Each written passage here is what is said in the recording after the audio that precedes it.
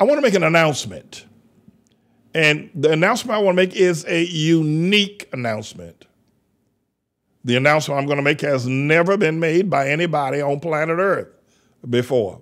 Or at least I don't know about it. If so, it's not widely known that this announcement has ever been made. It's a unique announcement. It's a thought-provoking announcement. It is a critical announcement. It is more of an affirmation than an announcement, or more of an information statement than an announcement. But the announcement is the platform upon which the affirmation or the information statement is rendered. It's a very, very, very, very sad announcement as well. It's a degrading announcement, and it's one that should not be true what I'm going to announce. All right, are you ready for the announcement? I'll give you a second. I don't have a drum roll, but I'll give you a few seconds if you're ready. The announcement is thusly: a black woman who is a Hamite or a Negro or colored or whoever you may call them, African American. So let's start over again. A black woman has never given birth to an American president. I'll say it one more time with all the preface notes that went before it. A black woman, or better spoken, no black woman has ever given birth to an American president. Now, all of the presidents, the 45, 46 presidents that have been the president of America have all come from the womb of a white woman. No black woman, as beautiful as black women are, as many children as they have given birth to, the one thing that a black woman has never done, never had the right to do, never been given the privilege or the acknowledgement of, a black woman has never given birth to an American president. Every president in America has come from a white woman, the womb of a white woman. That makes the white woman queen. That makes her solitarily the only woman that has ever given birth to the president of one of the greatest nations ever. But that club, that sorority, that privilege has never gone to a black woman. Never.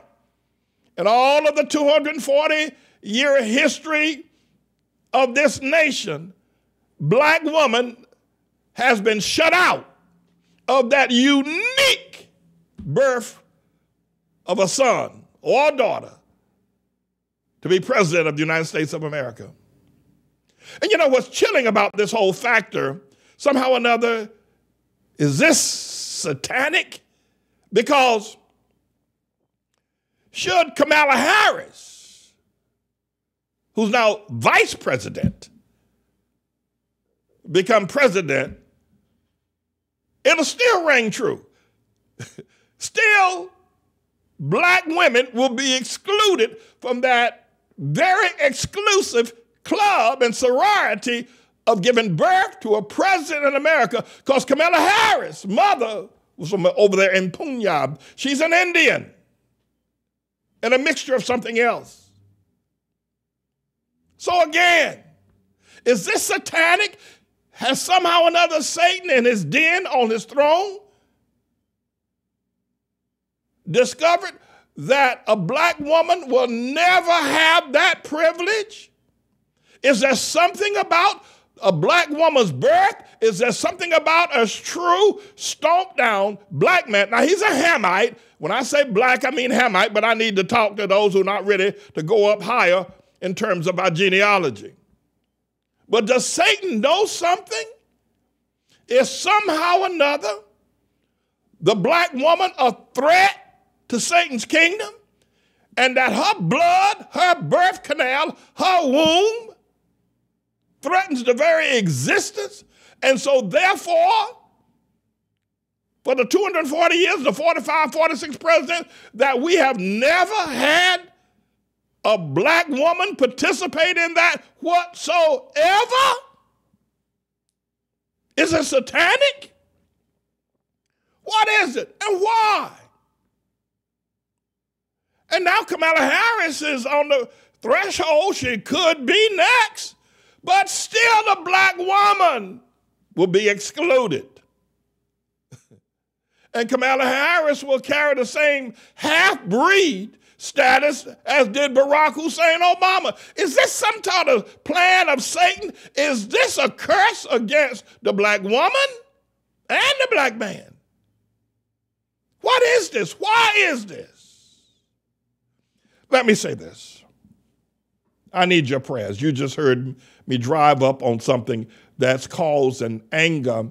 And the reason why the anger is rising and surging is because it's true. It is true. And it makes black people, Hamites, look stark, raving crazy to say they've had a first black president. Even the Bible condemns it. The Bible says you are the race of your mother. That's what when Abraham went in and had sex with Hagar, who was a black woman, she was an Egyptian, she was a black woman.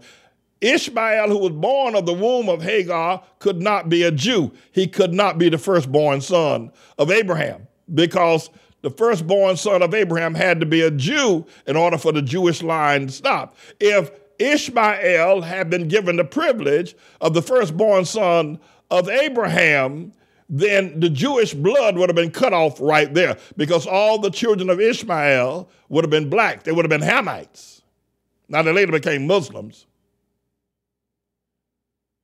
So the Bible says you are the race of your mother. It wasn't until Sarah, the Jewish mother, gave birth to a Jewish son, Isaac, that the Jewish bloodline was able to continue. Now, you know, I said 13 years ago, Obama got a white mama. And Obama's not black.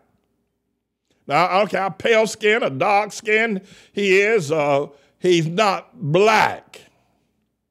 He's not black. There's one other thing I want to insert here. Something marvelous took place this weekend with the sentencing of the McMichaels and the Bryan, those boys that killed Ahmaud Arbery down there in Brunswick, Georgia, last year, a year or two ago. His sister made a statement. First of all, his father made a great statement. His mother made a great statement. I've never heard such victim impact statements as the statements that was made. They were short. They were to the point. They were the most powerful. But Arbery's sister said something that I have been saying for so long. I've been saying that I'm a Hamite, and Ham is the father of the dark-skinned, kinky-haired people. A lot of people got mad with me. Some probably left the church. Others stopped supporting, but it's true. And there's nothing wrong with having dark skin and kinky hair.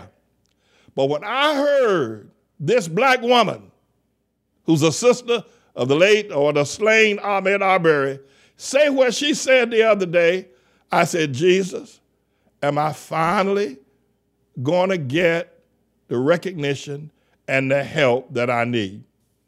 I want you to listen to her.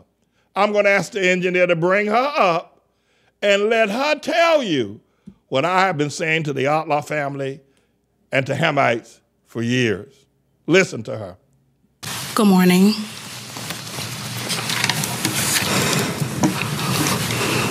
My name is Jasmine Arbery. Ahmaud is my brother, and I would like to tell you a little about him. Ahmaud had dark skin that glistened in the sunlight like gold. He had thick, curly hair, and he would often like to twist it. Ahmaud had a broad nose, and the color of his eyes was filled with melanin. He was tall, with an athletic build.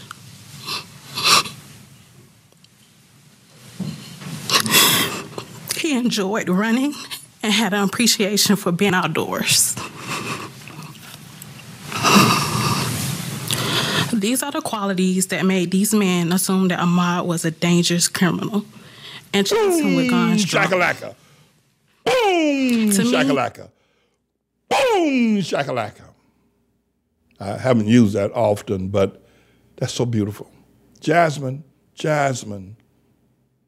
Oh, my dear. If we're going to ever have a black president, I pray you will be the mother of that. That was so beautiful what she has said. You know, my friends, I have been saying for years that the black man has dark skin. That's really mahogany. It's not black. But like she said, it glistens in the sun like gold. The dark-skinned, kinky-haired man. He's got a broad nose. Remember when I said to you the pinch-nosed Negro, he ain't a real Negro. The real Negro got a broad nose. Now, the pinch-nosed Negro, he got a broad nose too. But no, he don't want to be known as a broad-nosed man. See, the pinch-nosed Negro wants to sound like the white man or the Japheth man whose voice is kind of shrill, it's a little sharper, reason being a little keener, a little bit more razor thin, because he has a thin nose. His nose is thin, his lips are thinner, so when the sound rolls across his lips or the breathing of his nose, of the white man, his voice is shriller. So the pinch-nosed Negro, when he goes to Harvard or he gets a good job or he runs for office and he gets accepted by the liberal whites, he tries to talk like white people. So he pinches his nose so he'll sound just like the white people speak. He will not sound like a Negro with a broad nose. You hear him on the telephone, that's a Negro, got a broad nose. Thank you, Jasmine. I looked up. Elder Smith, I looked up and I said, what on earth is the world coming to? Because I just never, not in the next 20 years, expected anybody to acknowledge that the Hamite is a dark-skinned man with kinky hair and a broad nose. I just never thought I would, and Lord have mercy, Jesus. We're finally hearing it. So, and that's the kind of man that is a black man. That's the kind of man that black women give birth to, not the Hamites. I don't know if you'd be comfortable with this, but look at Ahmaud Arbery, put him next to Obama, and see which one is the black man. And you say, well, Pastor Manning, you know, you're dark. You're not a really dark-skinned person. That's true, I'm not. But listen to Obama talk. How he pinches his nose. Well, he really doesn't have to pinch his nose because he got a white person's nose. His mama was white. Let me say this to you.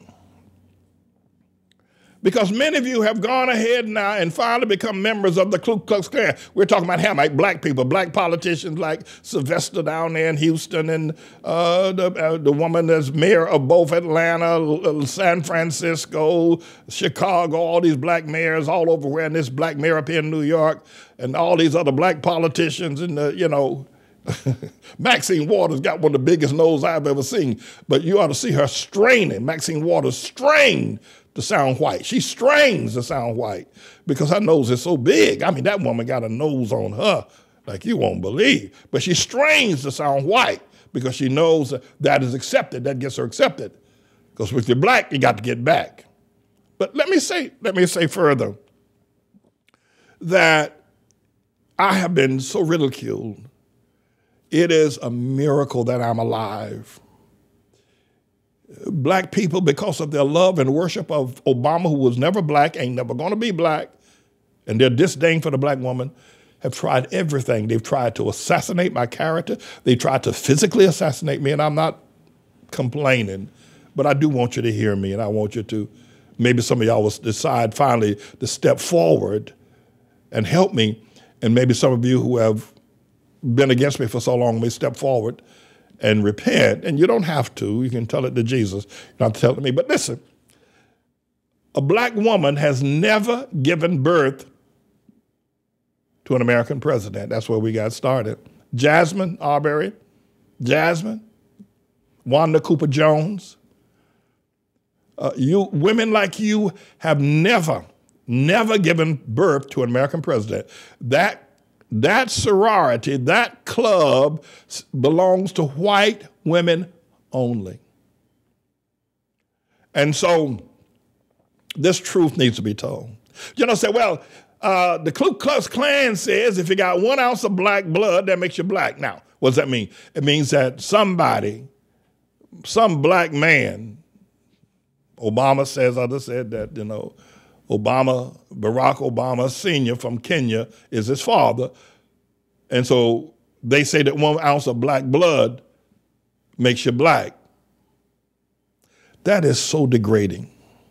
You know, when I first heard about affirmative action, which says that black people acknowledge that they're not as well educated as Asians or Jews or whites, so please lower the standard for them. What normally takes an A for an Asian or a Jew, let the black man get away with a C. I thought that was so degrading. I thought that was so, I couldn't believe anybody would vote for that to be passed through Congress, but they did.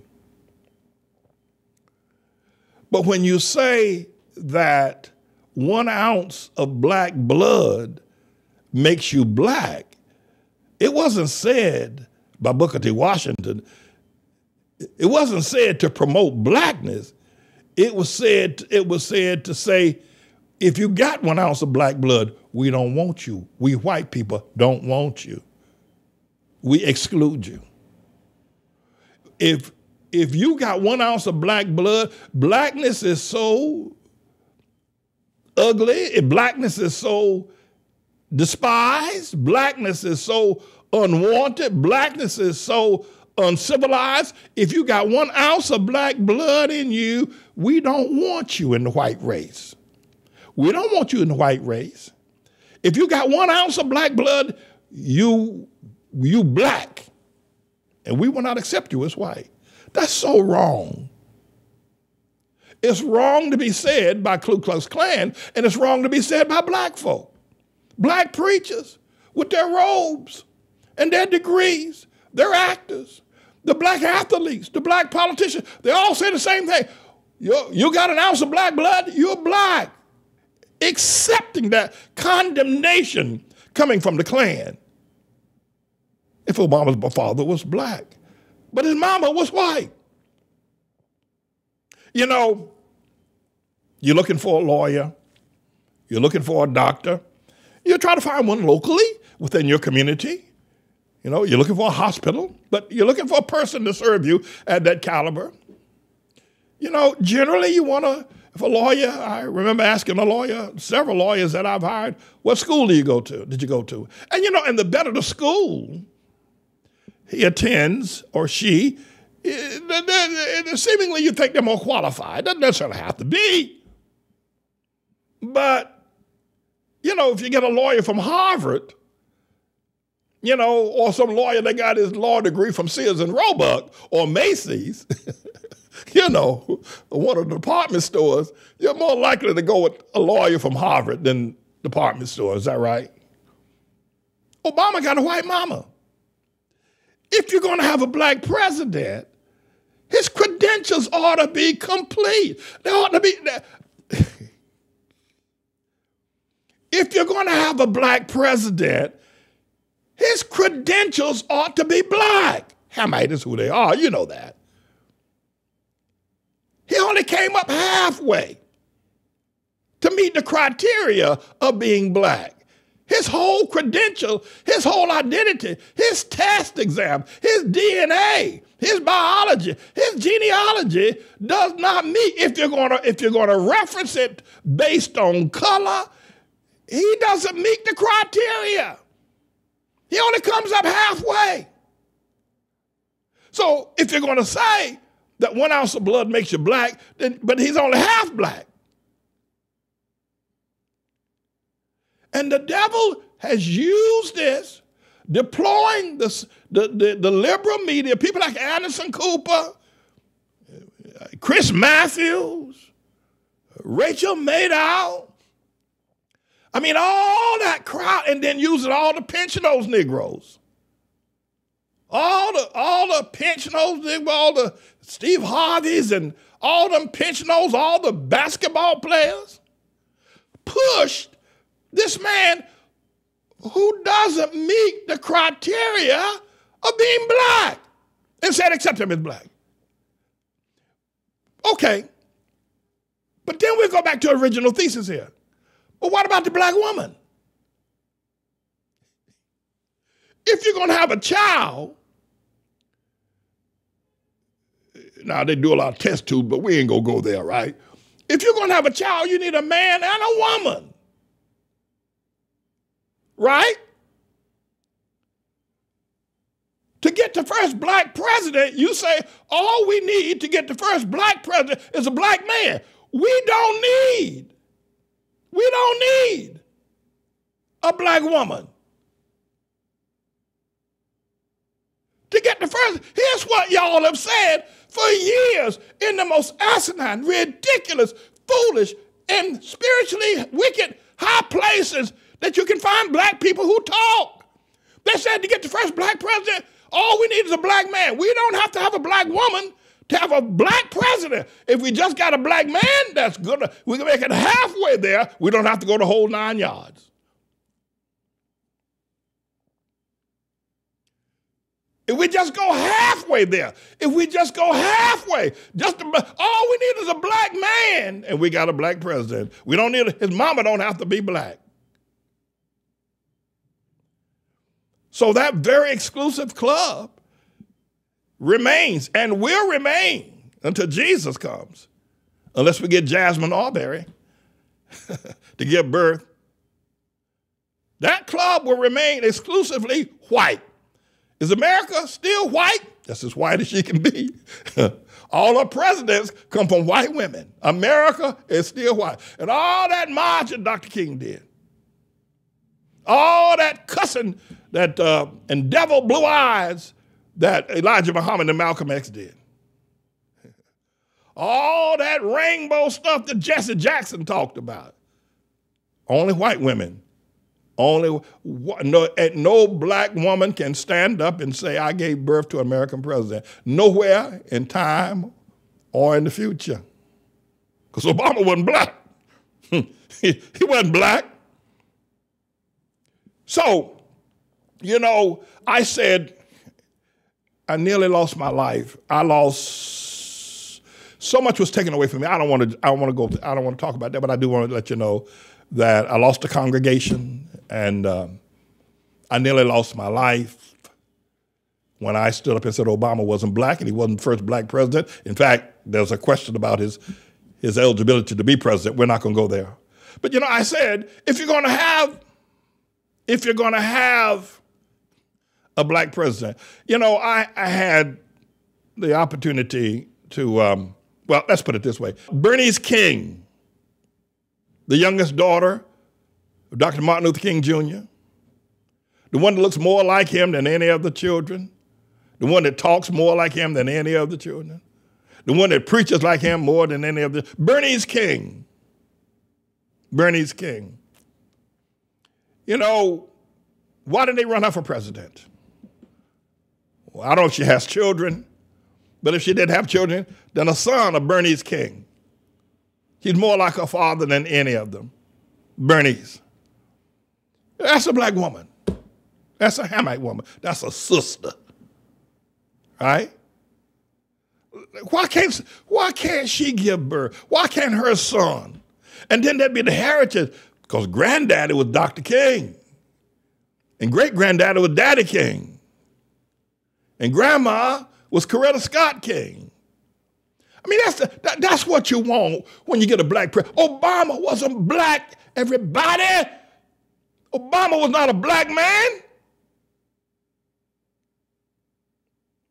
Anyway, I went down the line.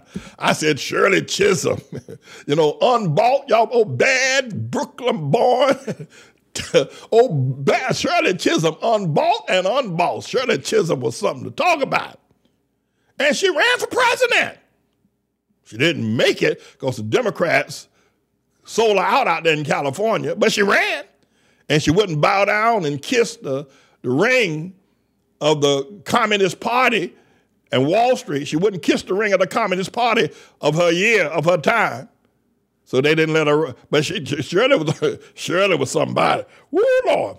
Then you got Fannie Lou Hamer. Fannie Lou Hamer was probably never presidential material, I wouldn't think so. But what about Barbara Jordan? Well, she died too soon, Barbara Jordan. Y'all remember her from down there in Texas. But that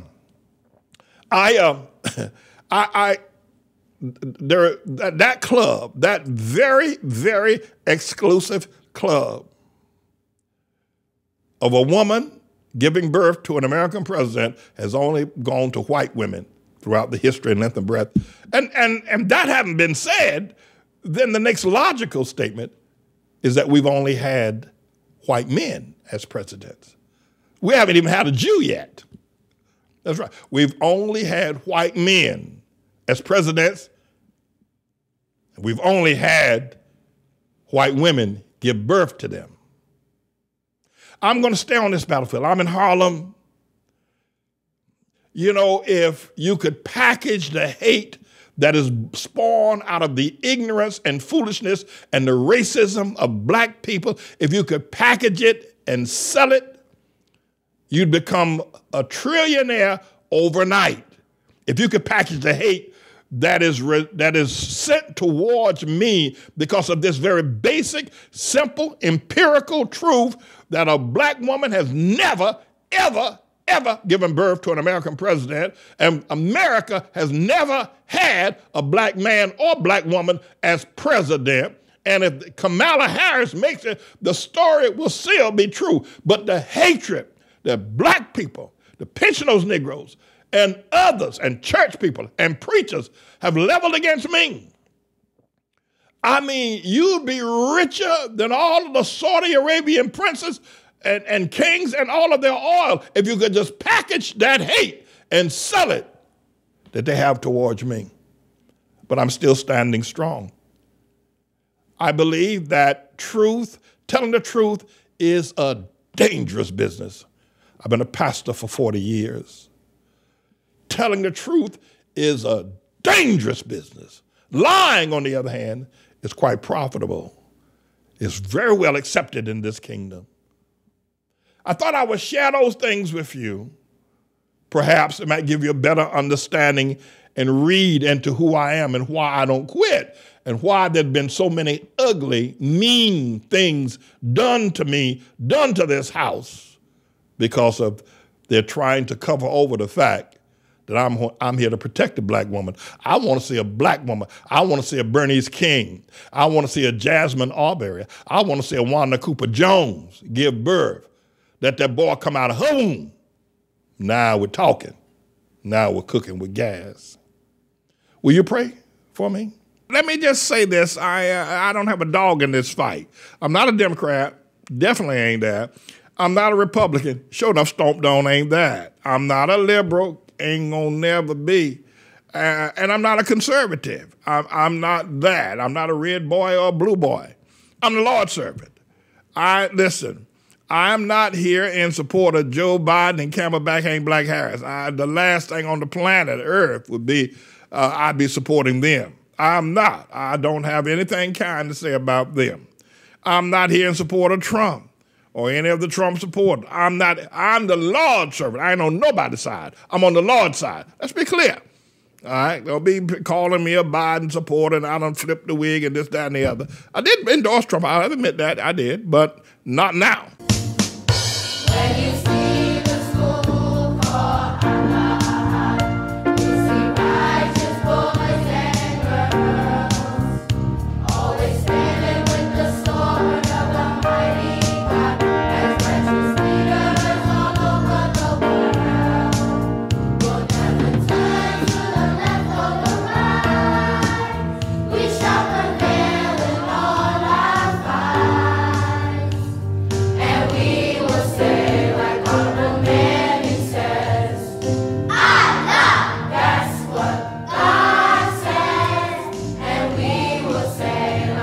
our teachers say.